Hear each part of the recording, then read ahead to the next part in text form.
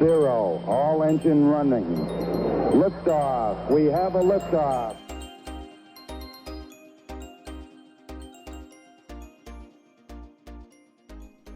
Welcome to The People's Historian, a weekly podcast that takes you on a journey through time with amazing stories from our collective past. Your host, Professor of History and Professional Public Historian, Dr. Gabriel Selassie.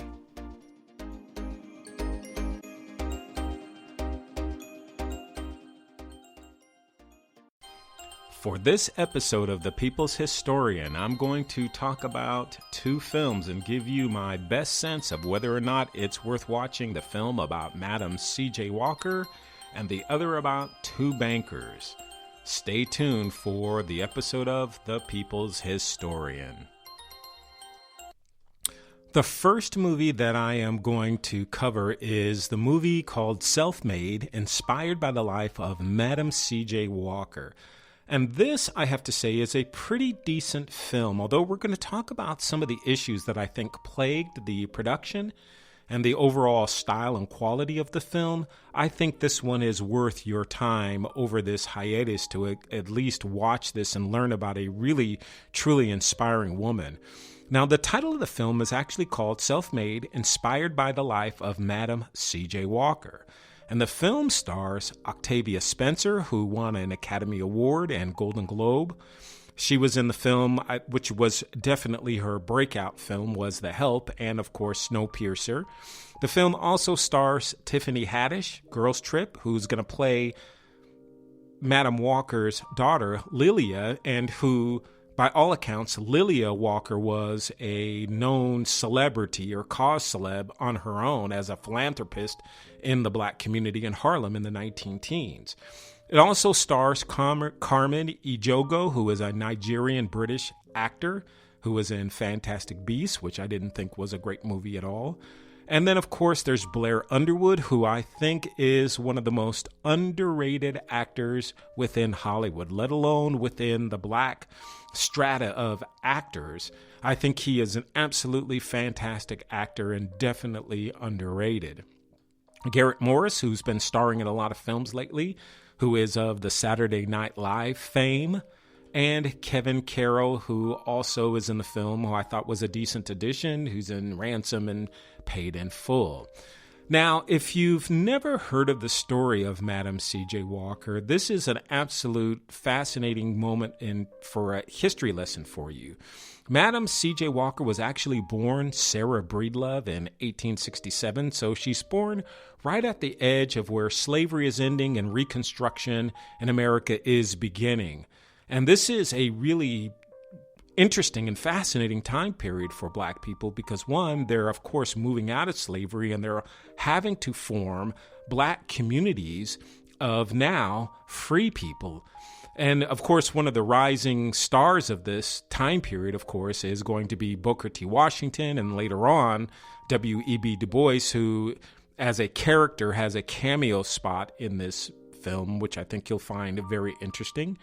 And I would dare say what this story is about is how this woman, Sarah Breedlove, whose parents were enslaved, rises from a washwoman to become the first female self-made millionaire in the United States. Now, you didn't hear me say black. I'm saying first female, white or black, Asian, what have you, millionaire in the United States, self-made. Now, she is also known for building a mansion that was designed by Vertner Whitson Tandy, who was the founder of Alpha Phi Alpha, one of the founders of Alpha Phi Alpha in 1906. And the film crafts this narrative of this black woman who is struggling, where she gets this idea, and of course, because America is an entrepreneurial heaven, so to speak, the capitalist dream, that she's able to use her ingenuity, her talents, her strength to rise, to build this empire and fortune. Now, so the movie is dedicated to showing all the trials and tribulations that she struggles through to create this empire. Madam Walker would die in 1919 from kidney failure that was brought on by hypertension. And in the movie, I think they do an excellent thing by in some way showing her issues around food. Now, there were some controversial issues with this movie, at least for me, in terms of fact or fiction and whether or not they're getting things right. And for one, they tried to depict in the film this relationship between Sarah Breedlove's former employer, who she's out selling her own hair care products for. And so what the dichotomy here is not so much of these two women who have a business competition, but it's about two black women, one light-skinned, one dark-skinned, who are battling over issues of black hair, black beauty, light skin, dark skin, field slave, house slave, that sort of dichotomy. And that just wasn't factual. So I do have a problem with that part, and I'll talk about that in just a moment, but also dare say, I also had a problem with the way that black men, again, were portrayed in this film, where black men are the constant nemesis for MWalker, and they try to trip her up every step of the way. And I don't know this to be true. All I know is that relationships are always much, much more complicated than anyone wants to make them out to be. And that to me is somewhat problematic. And we, of course, have had a whole string of discussions about problems and issues with black men, black women as of late. And so that's a complicated issue we'll get to in a minute.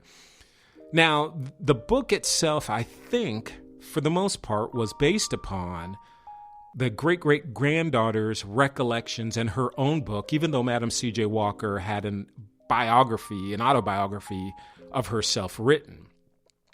So I'm not sure how much of the great-granddaughter's recollections or great-great-granddaughter's recollections or the book, but I'm presupposing that they use the great-granddaughter's recollections in order to make this book. It seems to be rather accessible, probably much, much more readable, that sort of thing. I'm not really too sure, but those in and of itself, that in and of itself is problematic, because how is someone who probably wasn't even alive at the time of Madam C.J. Walker would understand the complicated relationships that people have?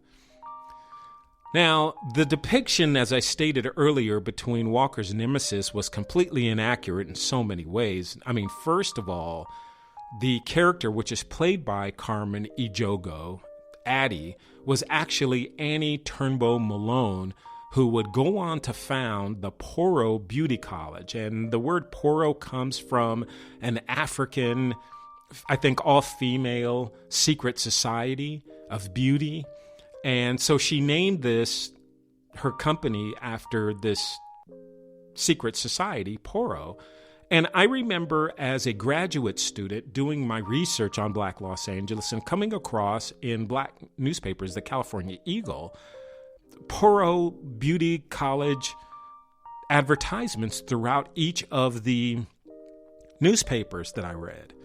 And so I know from that aspect that Poro Beauty College was a large success. It actually made Annie Turnbow Malone a millionaire. Now, I'm not going to give away the story, but there's certainly some issues with that. And the issue here is that in no way Annie Turnbow Malone was at all a light-skinned, fair-haired, long, good-haired woman. She was dark-skinned as Madam C.J. Walker. So why they tried to do that in this film, I'm not sure, because it just muddles this whole idea and brings on a whole lot of cascading ideas about this whole colorism issue within the black community that I didn't think it needed to be there, because I think Madam C.J. Walker's character alone can stand on its own.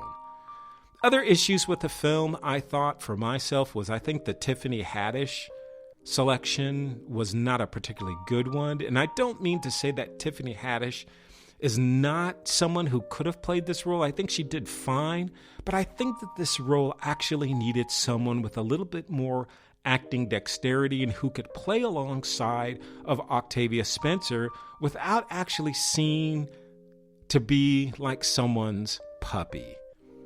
I mean, that's what I almost felt when I'm seeing these two people in the same room together trying to act, that there's no subtlety, no give and take between the two characters. I also kind of thought that the art direction for this film was absolutely awful. The scenes of Harlem were just horrendous. Okay, so let's move on to my next film, and that one is The Banker. Now, just like the Madam C.J. Walker film, there are going to be issues here, but I absolutely recommend this film for everyone as well. This is a pretty decent film. I actually like this one more than the Madam C.J. Walker film because of the art direction. But nevertheless, this film is on Apple TV, and it was supposed to air in 2009, but it's only been recently playing, and there are reasons for that. This film stars Samuel Jackson, Anthony Mackie, who was in We Are Marshall, The Hurt Locker. It has Nia Long from Boys in the Hood, Best Man, Big Mama's House, and then Nicholas Hoult, who played in The Clash of Titans. Now, this is the story of Bernard Garrett Sr. and Joe Morris, who were black real estate moguls in Los Angeles, who attempted to buy a white bank with a white front man, and this is the Nicholas Hoult character, in Prejudice-ass Texas. Now, the background to this is that blacks were systematically excluded from participating in the economic system, particularly in the South, the North as well, but in particular the South, excluded from things like home and business loans, right? So the home is the foundation, the bedrock of wealth in America, and black people are being excluded from this, not being able to expand their businesses so they can't get more customers in their business loans. And so the essence of this is that black people are struggling to build wealth because they're shut out of America's economic systems by these racist banks.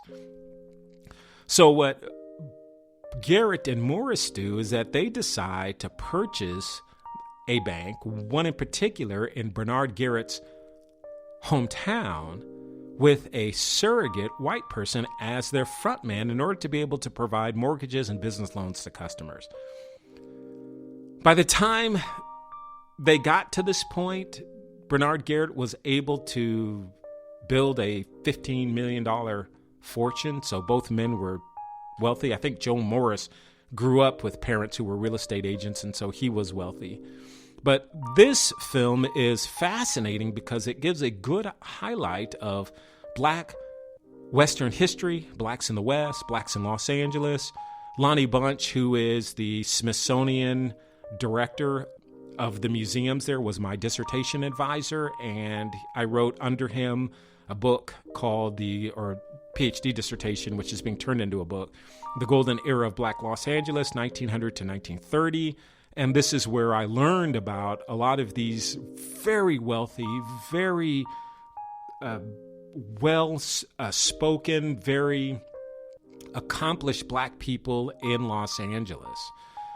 And so this film depicts that. Now, there is some controversy.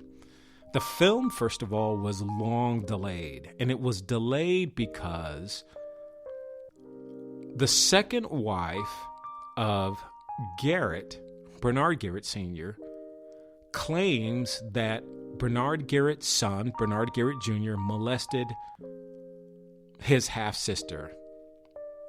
He was eventually dropped from the list of producers from the film. The film, of course, was delayed. And so this is somewhat of the controversy surrounding the film that is just sort of undergirding everything that's going on with this film, not so much the story. And I'll talk about the story in a minute.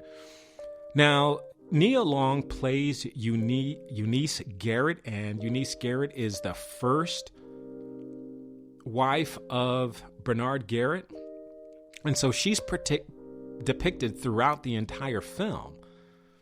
The problem with that, and the controversy again here, is that the second wife, Linda Garrett, was the woman who was with Bernard Garrett as he built his empire, not Nia Long's character. Why the filmmakers chose to do this, we can only say what Linda Garrett argues is that Bernard Garrett Jr.